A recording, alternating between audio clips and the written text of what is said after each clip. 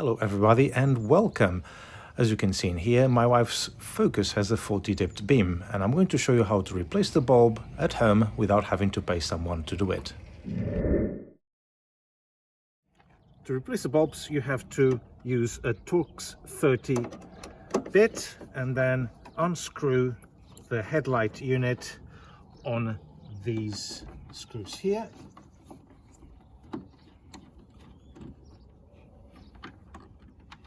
After remove the screws, you just gently pull it a little bit up and slightly forward. It's just a bit of a jiggle here sometimes, but be careful not to snap anything.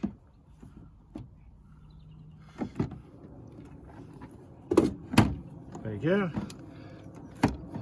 Then you can remove the multi-plug by pressing here at this hole here. And then just, oops, there you go. And then you have much easier access to remove all the bulbs. Now here, this is where the side light is. You gently push, basically pull the light. Okay, my hands are a little bit dirty, just basically just to pull it out and put it back in. And you see it slots back in place over there, and you can replace it with LED bulbs, which are legal to do on these ones. And then you just put your fingers back in there and then put it back in. Then for the dipped beam, you have this tab here. Ideally you would have to use gloves, but I don't have any at the moment. Just do this very gentle, very carefully, because these plastics are very sharp. And then this is how the bulb is held.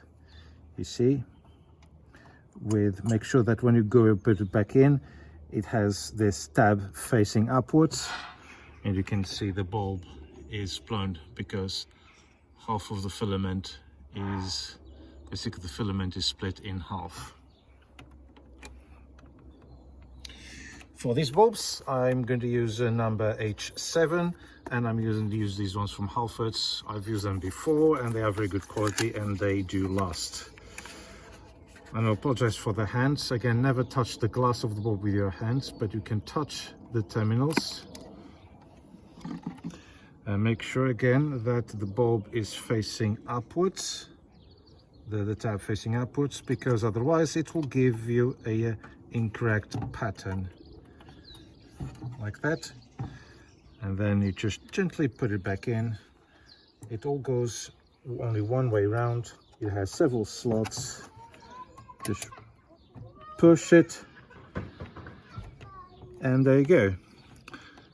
And my child decided to have a bit of a tantrum.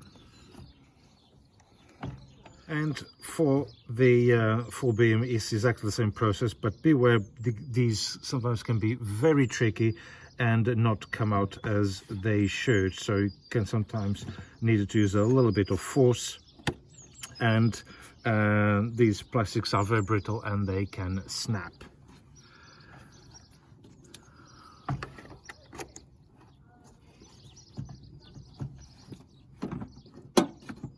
This goes back in place. It slots at the bottom with a little bit of fiddling.